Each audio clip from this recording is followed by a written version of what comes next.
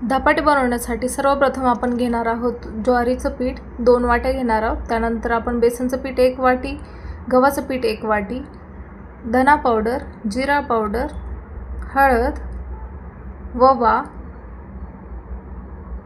तीळ पण घेणार आहोत आणि आपण कांदा घेणार आहोत चिरलेला, कोथिंबीर, चवीनुसार मीठ आणि सर्वात शेवटी आपण घेणार आहोत लसूण आणि हिरव्या मिरचीचा ठेचा। ह्याला आता व्यवस्थितपणे मिक्स करून घ्यायचे आणि ह्याचं पीठ मळून घ्यायचे।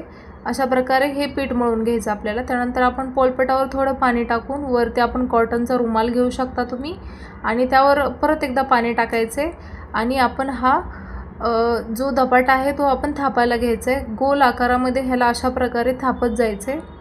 त्यानंतर आपण ह्याला शेकून घ्यायचं आहे। तुम्ही थोडंसं तीळ लावू शकता एका बाजूला आणि त्यानंतर आपण ह्याला दोन्ही बाजूनी शेकून घ्यायचे आणि झालेले आहेत आपले धपाटे रेडी।